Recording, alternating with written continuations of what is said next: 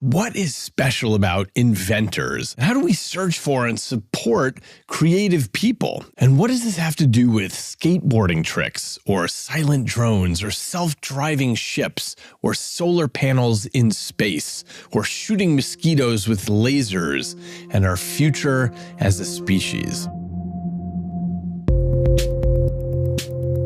Welcome to Inner Cosmos with me, David Eagleman. I'm a neuroscientist and an author at Stanford, and in these episodes, we seek to understand why and how our lives look the way they do.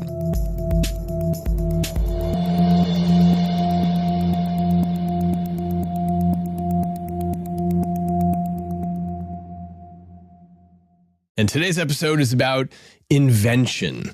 I've always been fascinated by invention, not just new products and tech, but fresh ideas and new frameworks in science and ways of seeing the world that didn't exist before.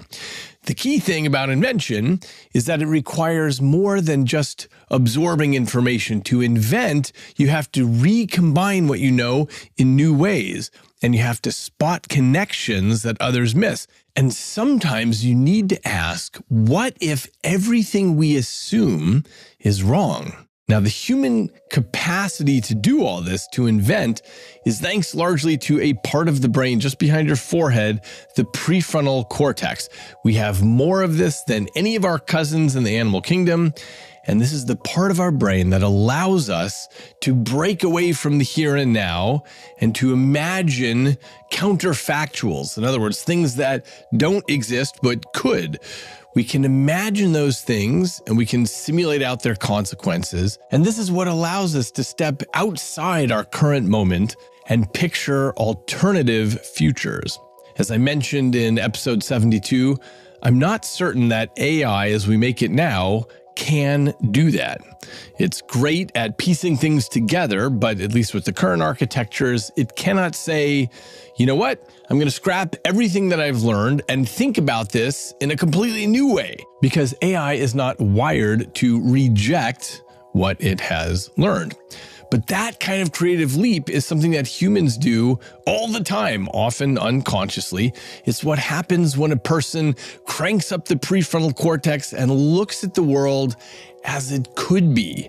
Invention starts not just in the raw data, but it's the decision to look beyond that.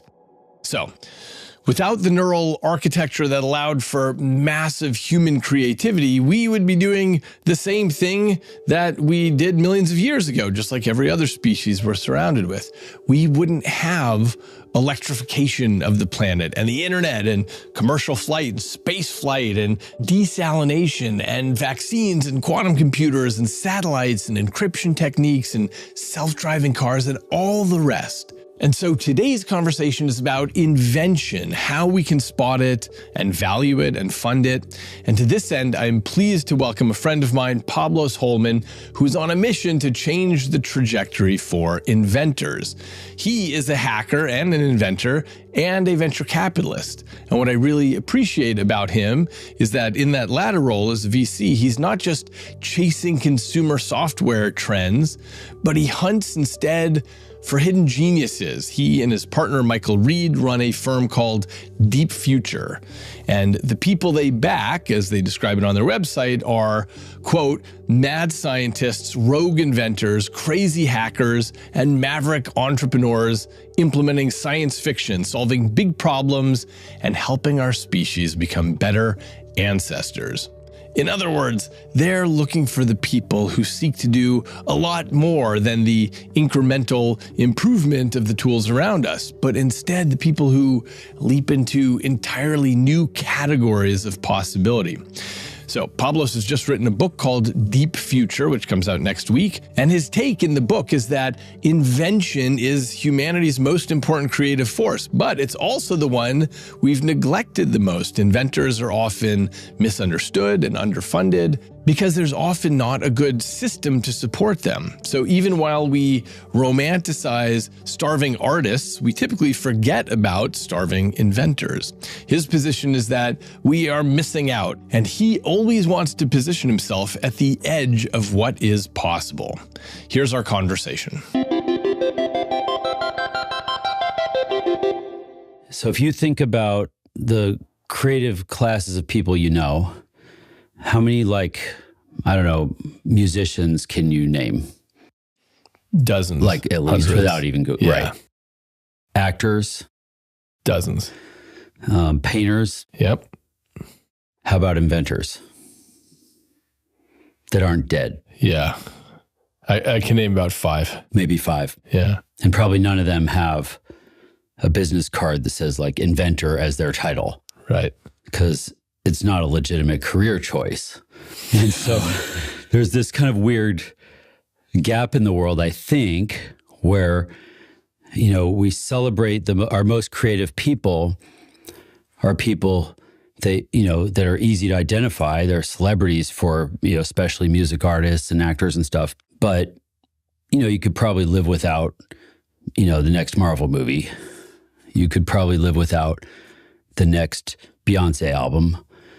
But if it wasn't for inventors, you wouldn't be alive at all. Generally, that would include biologists making discoveries and so on. Yeah, maybe. Okay. Right. I think of scientific research as that's very important. That's critical. That's kind of the early stages of figuring out how the world works. That's the goal in basic research. And then in our world, we always need more for that, more resources, more money, more scientists, but we have a system for that. And then on the other end, you have a system for like entrepreneurs and making businesses and things like that. But those people are making businesses out of whatever they can invent. And they don't tend to be very creative. And this is why, you know, all of our best businesses are like an app to have a stranger pick you up in their car. You know, we're not honoring, I think, the creative class in the middle that is inventors. And we don't even recognize them as a creative class. Like it's crazy hair and a DeLorean in the garage. Like it's not even it's just people don't relate to it and understand. And it doesn't have the same maybe emotional connection that, you know, a musician can evoke or a singer or something. But I think it's like kind of important to step back and recognize like, wow, this is our most important creative class. They don't have a place in society. So let me step back to something you said. Yeah. I'm curious what you were thinking of when you said we wouldn't even be alive if it weren't for inventors. Give me an example of what you're talking about there. You know who Edward Jenner is? Yes, vaccine. Edward Jenner made the first vaccine for smallpox. 400 million people died of smallpox in the last century, right? That's more people than I think we have in this country, maybe. Like it's a lot of people died of one disease, and regardless of what, you know, I know people are wound up about vaccines these days, but at least in the case of smallpox, this is like one of the reasons you and I exist. Like we wouldn't even be here if it wasn't for that type of, and that's like a really interesting invention story where he figured out that these milkmaids who were milking cows contracted cowpox, which is not as life-threatening, not really as big of a deal disease, but then they never got smallpox. Yeah. And it's like this incredible insight, this amazing discovery. And like that guy figured out, oh, I know how to I could go test that. And he did. And he figured out that we could now save people from dying of smallpox. Two quick historical notes. Sure. That's, of course, where we get the Famous name story, vaccine from cows, vaca. Right. But also, it turns out Edward Jenner was about the 8th person to invent the vaccine for that. That's right. Yeah. In a way. Right. So there's also this, you know, this kind of, you know, lore that we have, I would say, that, oh, inventors aren't actually that important. It was inevitable. Somebody was going to figure it out. So like, but there are lots of these cases where somebody didn't figure it out, or the person who figured it out didn't get the word out. I mean, this happened like with scurvy. Even, you know, all these people trying to cross oceans dying. You just load up a ship full of people expecting half of them to die of scurvy. And some of them might make it to the other side before we figured out all they need is oranges. Yeah. And like, that was figured out and then like shelved for, I forgot, 75 years or something. But I think it is a way of diminishing the value of an inventor or an invention by saying, well, you know, he just was able to do that because of the, you know, people who came before them and standing on the shoulders of giants. And there's certainly a truth to that. Of course, we all start with what we, you know, learned from our predecessors. But it still takes a creative mind to do something the first time. In fact, so the basis of creativity is, your brain goes through the world and absorbs everything in your world and your culture, your moment in history. Yeah. And then what it's doing is remixing. It's bending, breaking, blending, putting these things together in new ways. And so you're exactly right. There's two ways you can look at creativity. One is, okay, well, it's just a remix based on the data that you happen to have. And so it was inevitable that it would come up. But you're exactly right that to be the inventor, the creator, is something really special because not everybody's doing it. Most people have all that data arrayed in front of them and don't care to get off their butts and do something about it. And Edward Jenner didn't invent the transistor or something. He had cows and milkmaids in front of him. So it makes sense that he would invent in that area. Yeah. But it still is this different, it's a completely different thing, I would contend. The second time you do it to the nth time you do it, that's a totally different, that's craft. You might be better at doing something than the inventor, but that's a completely different thing than figuring out what's possible the very first time. Yeah. Okay. So there's something super special about inventors, and I know this is a big part of what you do and what you really care about is finding inventors who are making incredible things. I want to find the inventors, and I want to figure out how we help them out, because it is kind of a lonely fate in a way. Most inventors are working in, relative isolation, and they might be obsessed and they might be going deep. And like the people I know, a lot of them are, very focused on their thing. They don't even know how to get the story out. They wouldn't know how to make a company, how to raise money for it, how to get the help they need. I mean, it's a very tough thing. And also they're mostly doomed, because with an invention, you might get, even let's say you were a good inventor and you could have a good invention once a year. Well, what are you going to do with it? Like, how are you going to get paid for that? Where's it going to go? And most inventors fail to ever figure that stuff out in one lifetime. Oof. It's pretty sad. You think starving artists have a hard time. Starving inventors have an even worse time. So give us some examples of some really cool inventions that you're seeing currently. One comes to mind. A couple years ago, I went to visit this buddy of mine who is one of the top researchers on warp drive. So warp drive is like bending space-time to do faster than light travel. It's straight out of Star Trek.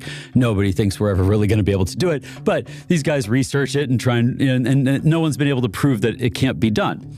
So I went to visit my buddy Sonny at his lab in Houston, and Sonny starts showing me around his lab.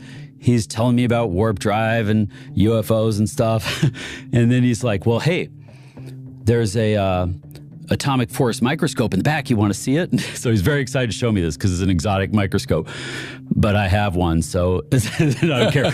On the way, so we're like walking over to back Sonny's lab, and he's like, oh, he gets distracted. He picks up this little, circuit board. He's like, this is kind of neat. Sonny has like a southern drawl that I can't emulate, but he's most delightful, friendly human you'll ever find. So he shows me the circuit board, hooks up a couple of alligator clips to a meter, and there's a current coming off it. And all that's on the board is a chip. And I'm like, what is it, Sonny? He's like, oh, well, we made that chip, and it puts out energy like a battery. I'm like, Sonny, you made a battery that never needs to be charged? He's like, yeah, where it just runs forever. You don't have to charge it. That's exactly right. I'm like, Sonny, what the hell are you doing with warp drive? We need that battery. And so that was a couple years ago, and we weren't, he started working on patents and kind of, making different versions of it to try and make it better. And then like a few weeks ago, he called me and said, hey, Pablos, I just did the interview on the Joe Rogan show. And I'm like, Sonny, I thought we were keeping this quiet because there's work to do. And so it was in stealth mode for years. And he said, well, I decided to go for it. And so I listened to the show, and this is the biggest podcast in the world. And so, for 2 hours, Sonny's talking about warp drive and UFOs and aliens and all the stuff that Joe Rogan likes. And then he's like, oh, Joe, I made this thing. Look at this. And he explains it to Joe. I think it went right over Joe. I don't think he realized a miracle was announced on his podcast because Sonny buried the lead so deep. So these are, he just doesn't have the kind of brain that's like about getting the story out, And what would you do with a battery that never needs to be charged? As in, how would one start a company and make it? Yeah. If you're, this is a scientist. So, all those other pieces have to be figured out, and we try to help people like that out. Oh, that's great. Yeah, but that would change the world, right? Oh, yeah, agreed. I spent the first part of my career running a lab as a professor, and I ran a lab, and I spent half my time writing grants to the government and so on. And then about 10 years ago, I shifted into being an entrepreneur, and I moved out to Silicon Valley, and I've been starting companies. Yeah. And it is a very different skill set. Oh, for sure. In terms of taking a good idea and turning it into something. Yeah. Most people wouldn't be good at both. So I think one of the things our mythology in Silicon Valley is a little screwed up. We think that like a scientist is going to invent something and then become an entrepreneur and then become a patent lawyer and then become a business development guy and sell it and then become a CEO and figure out the HR policy. Like those people are extraordinary and rare. That doesn't scale. Like the winning story is actually teams. And so I think one of the things we have to learn very early is figure out how do you build these teams early, compensate for the things that the founder who might be a scientist or an inventor might suck at, and surround them with all the other things that we figured out how to do well.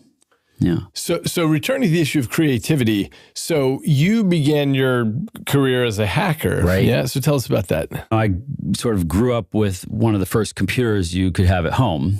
Which was that? This Apple II. Okay. I had one of the first couple thousand Apple IIs ever made. And with that thing, it wasn't like a computer we know today. Like it's just you boot it up, there's a command line, and you got to figure out what to do. And I was in Alaska, where I grew up. So nobody for like 1,000 miles had any idea what a computer was. And so no one had seen one, So to learn how to use that thing, I basically just had to like crash it and reboot it. And it was kind of like a Jeep. You could sort of, made of sheet metal, you could sort of, take it apart and you could open up and see the inside and stare at it. And if you stare at it long enough, you can kind of figure out how it works. So I sort of learned the hard way. And that's not common now because your computer hides all the insides. It's not like a Jeep. It's like a Tesla or something with the hood welded shut. You can't see how it works. And so, by the time I, got, say, out of high school or something, I was, I knew a lot about computers relative to the rest of the world. And so then we started putting people on the internet, like not nerds, but muggles, And so what are muggles? Muggles is like a term co-opted from Harry Potter to describe what you might call NPCs, or, just normal people wandering around. We put these people who are not wizards on the internet, and they cause problems, or they're vulnerable to problems, let's say. And so we try to figure out how to make things more secure. But the way that you do that is by breaking them first. And so what's amazing about hackers is they just have these different kinds of minds. Like we all learn by reverse engineering. We learn by taking things apart. So like if you get a new gadget and give it to your mom, she might ask you, what does this do?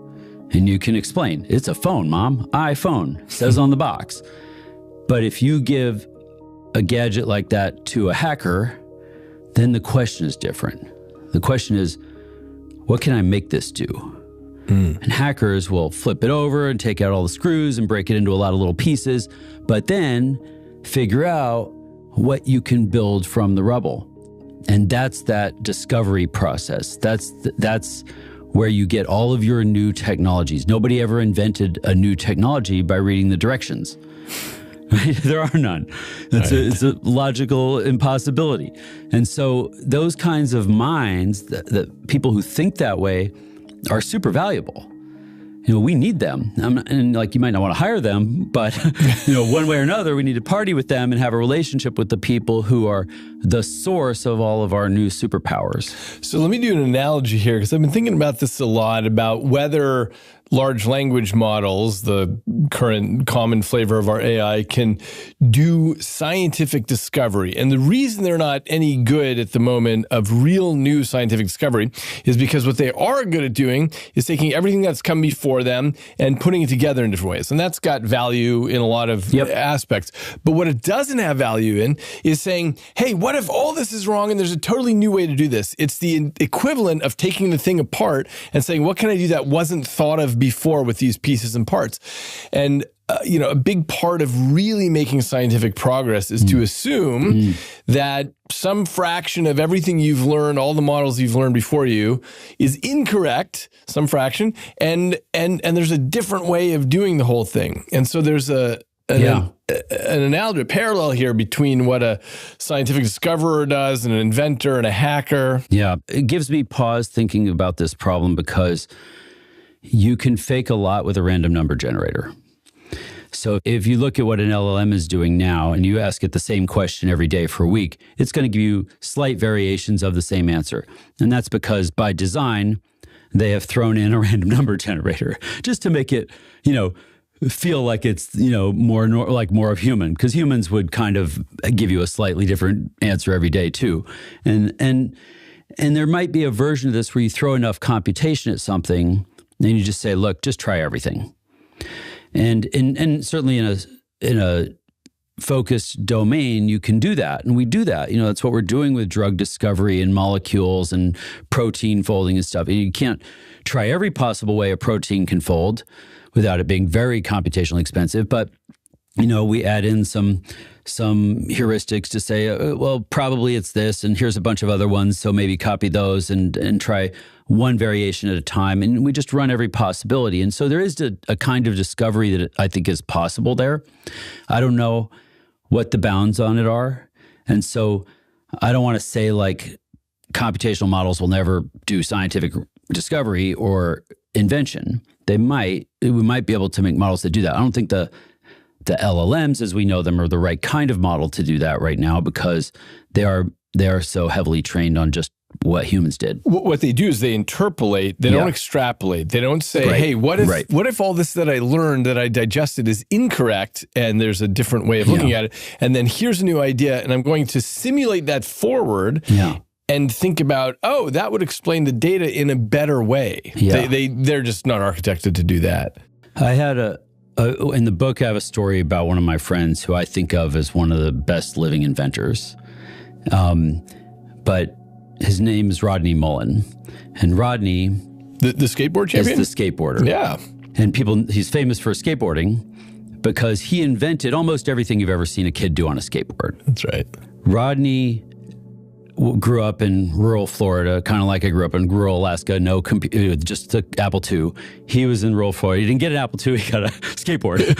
And so Rodney was stuck by himself at a time when there was no one around him who skateboarded. He didn't ever see anybody else do tricks on a skateboard. He had nothing, no one to inspire him. He just had to figure all this shit out himself in his driveway by himself. And so he became the most prolific inventor of things you could do on a skateboard. And you could say skateboarding isn't important, but kind of like country music or something, like a lot of people are actually quite inspired about skateboarding. And so Rodney is an inspiration to them. But what's amazing is Rodney will have an idea for a thing that's never been done on a skateboard.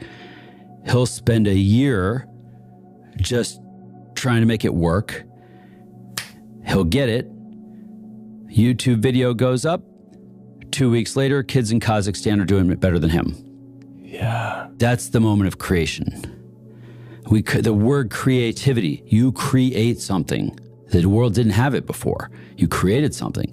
And even if it's just a skateboard trick, that's creativity. And you could see it in Jimi Hendrix. You could see it in, I don't know, like Jonas Salk. You could see it in these people. And I think that we need to find a way to have a better, more mature relationship with that, celebrate that, search for these people, support them, help them. I mean, what happened to, we used to have patrons for artists. Oh, yeah.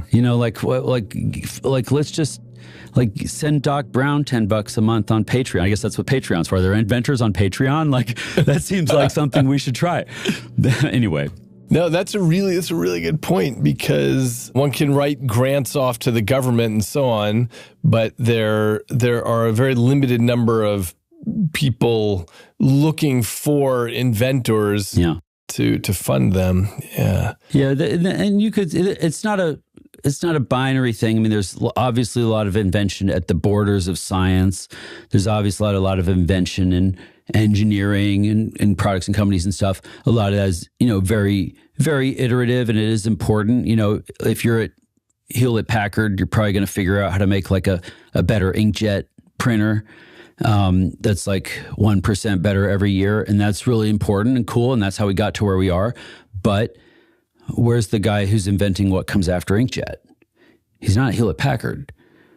But you get the idea, right? There's something better out there. And so, we've been fortunate to be attracting some of these inventors and, guys like Sonny. Oh, that's great. One of the things that has always fascinated me is the spread of invention. So Rodney Mullen comes up with some new skateboarding technique. The kids in Kazakhstan are doing it 2 weeks later. Because of one thing, the internet. Yeah. The internet, I think, is the most important invention we've ever had as a species, right, in large part because it allows the instant and global dissemination of information. Yep. The reason that Edward Jenner was the 8th person to invent vaccination. This was invented in India. It was invented in Africa. It had been invented in different places, but there was no way to disseminate the information. That's why it had to be reinvented. The way I picture this is like the globe, and there's some fire that starts where people know this thing, and then the fire dies out because there's no way to keep that information. A lot of historical examples of that. I think Edward Jenner's actual innovation was that he had a way, which the others didn't. He had a way of testing and proving the correlation and making it repeatable, which other people had used smallpox to vaccinate against smallpox, which was very dangerous. He's the one who figured out how to use cowpox to vaccinate against smallpox. But anyway. He was also growing up in a culture in England where there was a Royal Academy and people wrote down things and they got presentations on these things, and then they made sure that other people... And the output of that was staggering, partly because so much was available to discover at the time. But if you look at what's the scale of the Royal Academy, I mean, it was probably like a few hundred people involved over the course of decades. It's not actually like we have... I don't know, you could have like a soccer team that had more people involved in a high school, like it's just so, I mean, great time to be alive, I think, as far as scientific discovery, because, nobody had written anything down before you. But now we have the compound interest of the internet, the way you describe. Yeah, exactly. And we have the compound interest of all the inventions that have come before. Yes. So now invention is going faster than ever. Right. Also, you have so much more of the planet getting an education than ever before. So instead of 100 guys sitting around, now you have boys and girls all over the world working on things and watching YouTube video and putting that together with this and that and putting things together and inventing. And what's wild about it is, the things I'm talking about, these inventions, you typically don't see them in iPhone apps. Yeah. If you look at the world we live in, we think we have this huge tech industry that's supposed to be bringing these inventions to life. But what are they doing? They're bringing you iPhone apps. They're software. We don't have a tech industry. We have a software industry. And so we live in this world where even though we've accelerated on scientific research and discovery, we've accelerated on invention in spite of my complaints about the lack of support. But what we really did is we indexed on entrepreneurs, and we support them, we fund them, we celebrate them. Like, whose YouTube video gets all the views? The guy who made the most money, right? It's not the guy who made the biggest difference.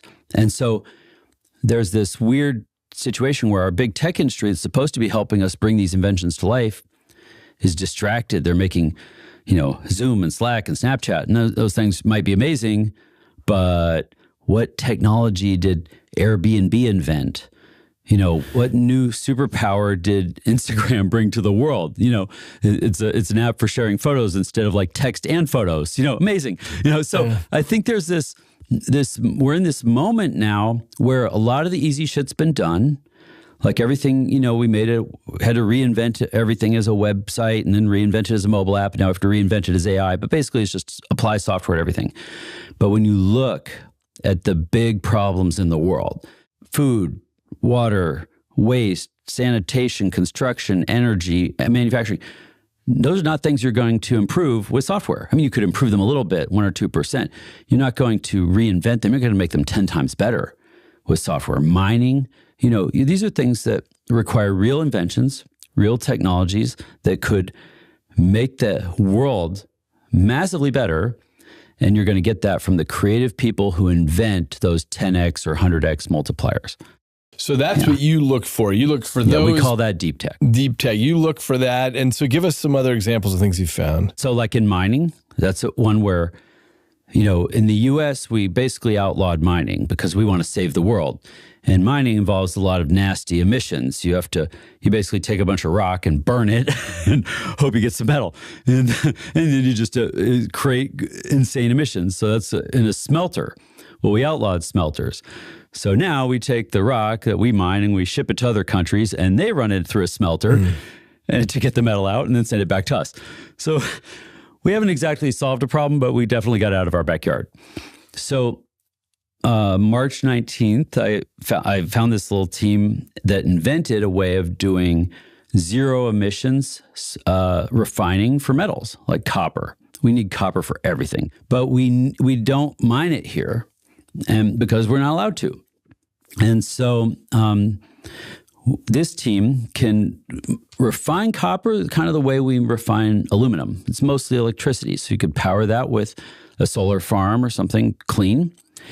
And so that was on March 19th, and then on March 20th, the president signed an executive order to free up mining in this country, which is very important because we have all the metals you could need for hundreds of years in this country. All those rare earth metals, what are we doing? We're engaged in geopolitical machinations to get them from Ukraine or China or places that really don't want to give them to us.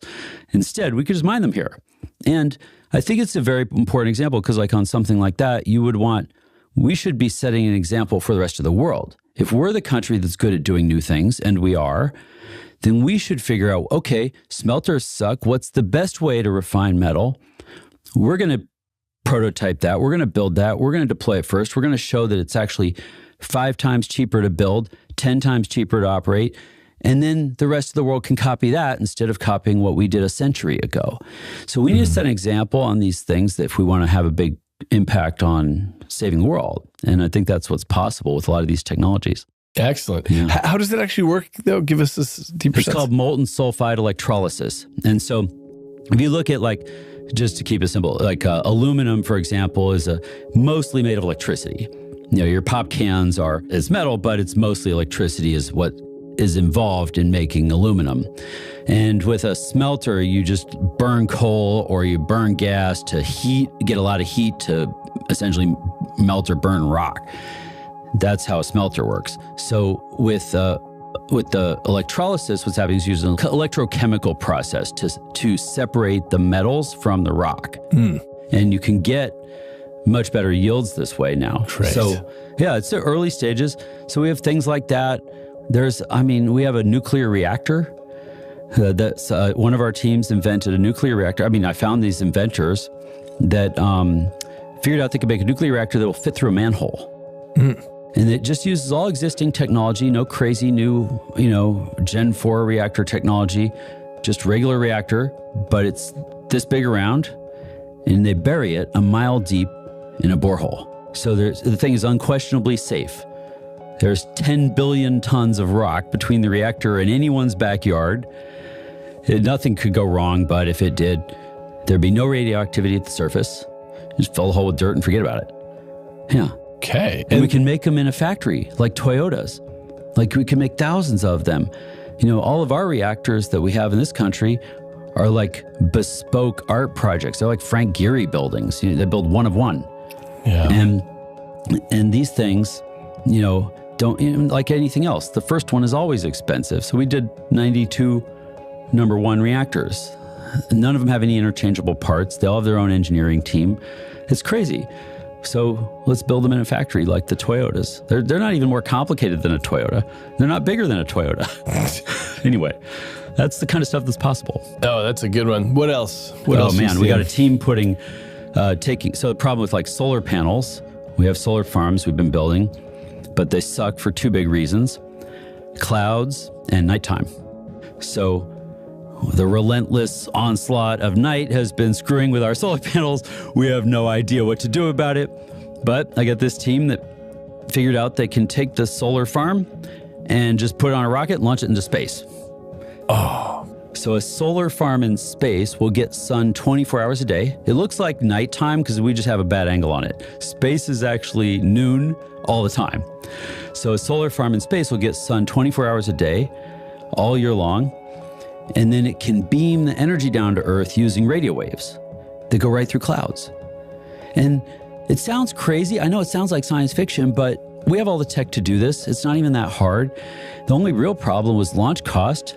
And launch cost, like in a space shuttle, it would have cost $40,000 to put your iPad in space. Now, thanks to SpaceX, it's down to $1,500. Great. Their target for Starship is $10.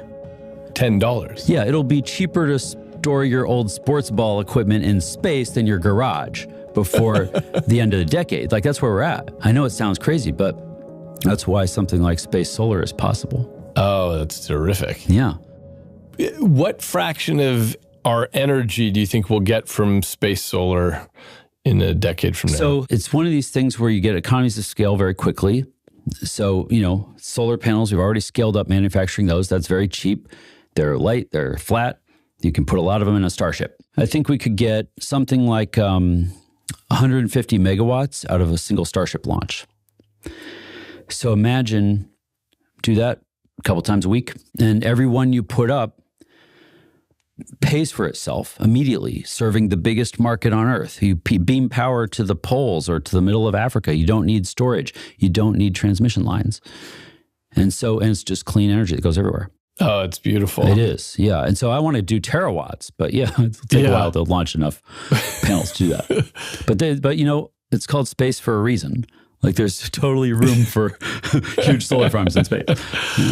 And give us another example. So one I love that is actually not even that high tech, but is just genius, is I got this team that is making cargo ships that sail themselves. So no crew, no fuel, no emissions. It's not even that high tech. You duct tape a Tesla to the front of the ship and it drives itself across the ocean.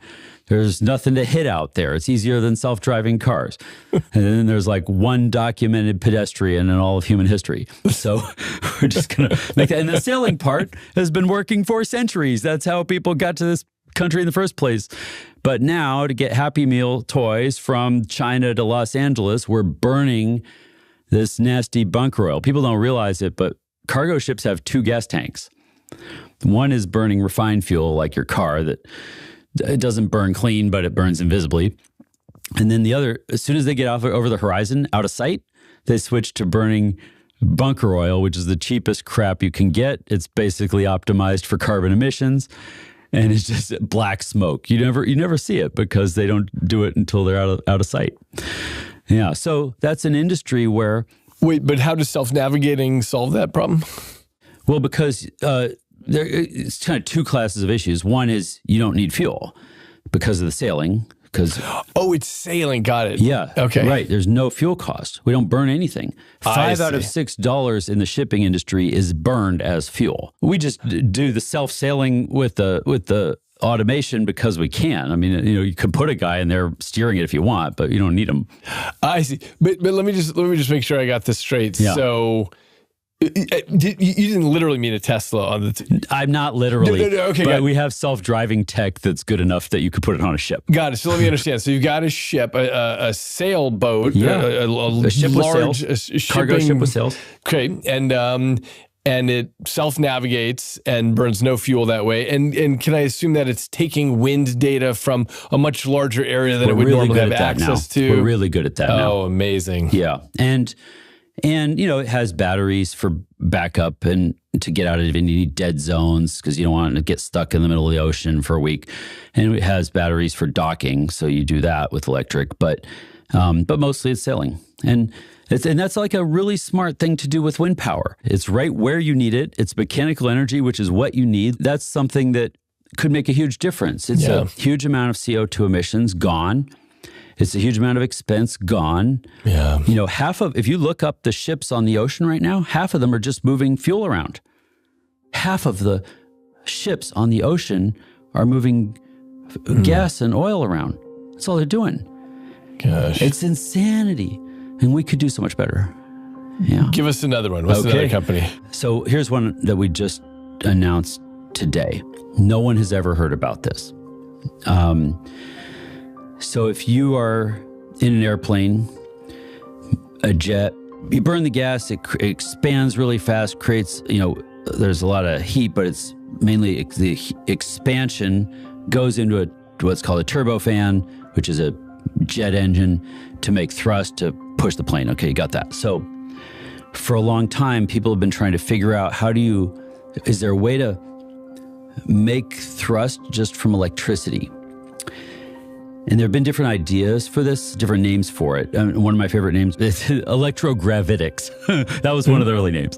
And then now, like MIT worked on it a little while ago, they called it ionic wind. And so the idea is you're basically making a kind of an electrostatic generator to charge ions to get them moving, and then get enough of them moving that you're moving air. And people have done this, but you can only get just like a faint amount of. They could barely get a paper airplane to fly this way, but the phenomenon wasn't well understood. Nobody was really sure how it was working, and so they weren't able to optimize it to make it work well. Well, I got this team that figured it out, and so now they've made a drone they have already working that can fly. It has no moving parts. It's all electric. It's completely silent. And it just flies. Their breakthrough is they've figured out how to accelerate the air going through it. Everybody else was only able to get it, like every time they made a stage to accelerate the air, they had to make that stage like bigger and bigger and bigger. So we've solved that. So now we can make multiple stages. We can get that thrust going, boom. So silent, all electric. Drones are all electric anyway, but silent drones with no moving parts, and eventually airplanes, same thing. They're getting thrust. They haven't the early stages, so they have to build more prototypes. But basically, they're able to do thrust that's equivalent to a turbofan, like a jet. They'll get there, and it'll be totally silent. Yeah, have a silent airplane. Oh my God! What's the name of this company? That's called Dalian. Yeah, that's amazing. And literally, this is the very first time I've ever talked about it because you just announced this morning. They just got their patent today and told me, and so I just put it on our website today. Oh, amazing! First time ever. Yeah. So here's a personal question. So you're really interested in all these inventions and so on. So what got you onto the business side of this as opposed to being an inventor yourself? Well, I got to do a lot of the things that these people need to do. The inventors and the entrepreneurs. I got to invent a lot of things, got to start a lot of companies. I got to, go through the experience of having them be decimated. I've gotten to, raise money for them. I've had to hire people and fire people. I had to do all those things. And then for an inventor, like one of the things I went through was this, you always are trying to get access to tools. You're always trying to figure out, like, where do I get the tools to try this idea and get the money and stuff? And then eventually, I started the Intellectual Ventures Lab with Nathan Myhrvold. And one of the things we did is we just bought one of every tool in the world. And so then I kind of got it out of my system. And then we worked on every kind of invention project. We got 6,000 patents on our own inventions there. So it was a very large scale invention operation. But because I had every tool, I could build a prototype, anything I wanted. And I pretty quickly learned that, like, there's always somebody better than me at operating the tool. And so, like, I want to understand them and what they can do and how to do it. But I always learned somebody's better than me at this, so let's get them on the job. And so once that kind of changed my working mode to where, like, I did almost everything via email. Just like, can you build this? Can you print this? Can you design that? And then I think, so that's a pretty weird experience. Like I kind of just got it out of my system. Okay. If I wanted to invent anything, I got to do it already. And then you also, like we built a big team of inventors and we turned invention into kind of a team sport. And now what I do is I try to help other inventors because they have better inventions than me anyway at this point. And so find them. So tell us more about invention as a team sport. Yeah, that was one of the really great things we got to do at that lab. So, Nathan had built Microsoft Research before. He was CTO at Microsoft back in their heyday. And, at Microsoft Research, he hired a lot of smart people and met all the other smart people that he couldn't hire. So when we started the lab, he was able to just round up a lot of the, really prolific inventors, polymaths, people who, had a high probability of being useful in invention. And then what we did is we'd have these like invention sessions where we'd find somebody with a problem and sit them down, surround them with a nuclear physicist, a laser expert, a chemist, computer hacker. Collectively, we know the cutting edge in every area in science and technology. Between us, we're probably reading every paper that comes out or, something like that. So learning about every new algorithm, every new sensor, every new chip, things that could help you with the output of research, the output of science. And we would just take that and kind of ask ourselves, well, does this change anything humans have ever done? Can we do it faster, cheaper, better, maybe in a more humane fashion? Those are the kinds of questions we'd be asking. There's like a Rubik's Cube in your brain, just matching up problems to the technologies. And so that's invention. And in the invention sessions, the person with the problem is very important because we would invent stuff no matter what. Lots of useless stuff. But if the other person with a problem to kind of focus everybody, then what you would do is, find inventions at the borders. A lot of times the invention, like our most famous invention is a machine that can find mosquitoes and shoot them down with laser beams. And people love it because everyone hates mosquitoes. And so we did it as like we had actually in that case, Bill Gates was the guy with the problem because he brought us malaria to work on. So we're trying to find malaria interventions, and the malaria is spread by the mosquitoes. So we thought, okay, well, we were just joking around because you always try lasers first because like lasers are cool. So every invention starts with lasers, and if that doesn't work, then you try something else. But here we can use lasers, awesome. And so then what happened is we were just joking about it, but one of the inventors in the room, Lowell Wood, he's actually has more patents than Thomas Edison. He's the record for in America for patents. Wow. Lowell, prolific inventor, but Lowell had worked on Star Wars for Reagan, and the idea with that was to have giant lasers in space that would shoot down missiles. Right. So these missiles you see on YouTube right now, we could actually, at least the intercontinental ones, you could shoot them down with a laser.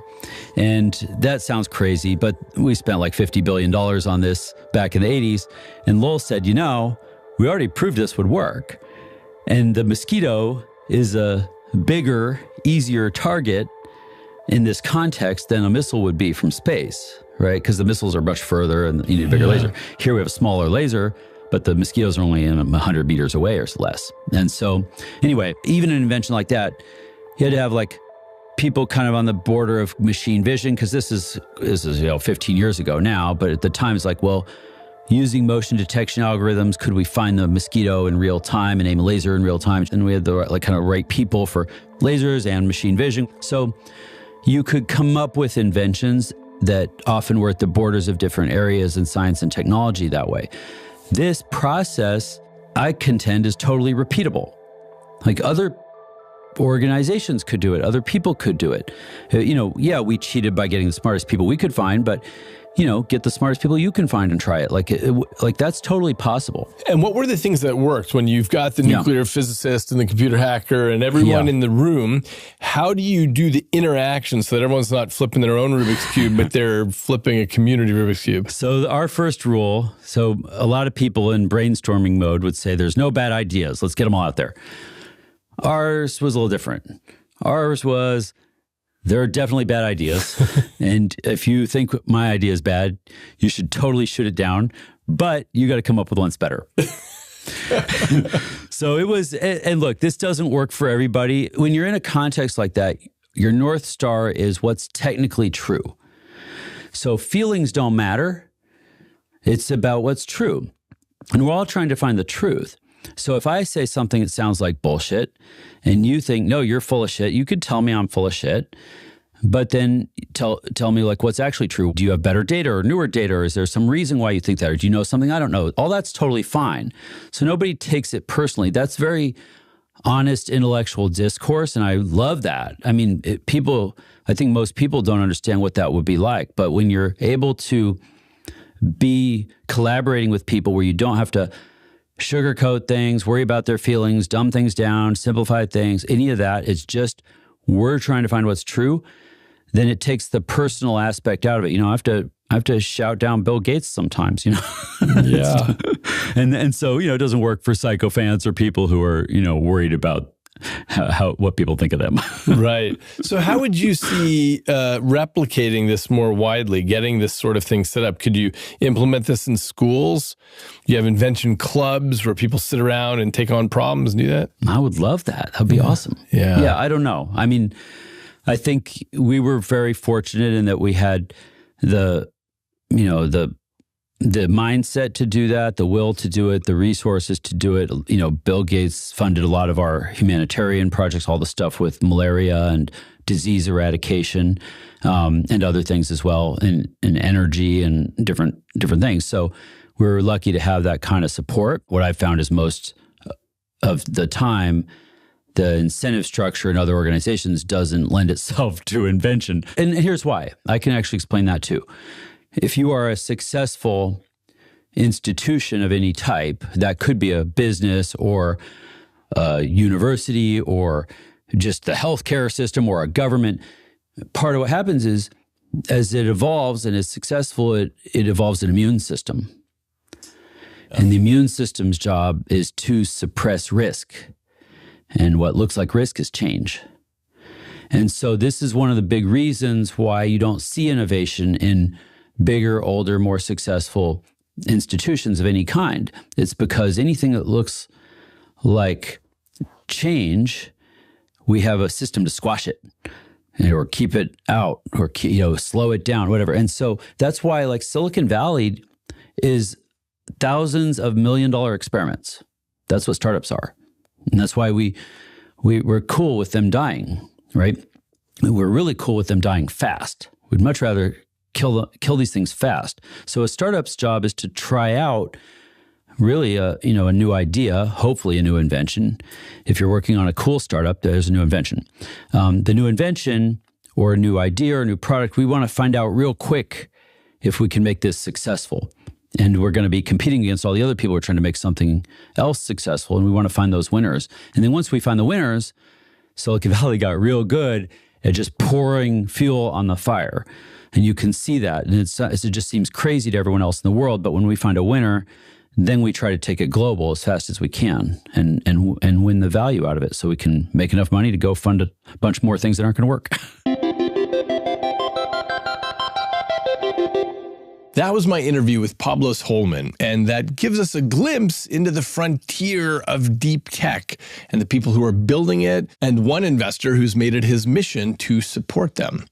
Every time I speak with someone like Pablo, I walk away feeling that the future is closer than we think, and also with a sense of how easy it is to miss it, because invention doesn't announce itself in pitch decks or quarterly reports. Sometimes it looks like a piece of circuit board in a back lab. And unless people are really listening, ideas can go unnoticed, just like the way that inoculation was invented over and over again before it took root.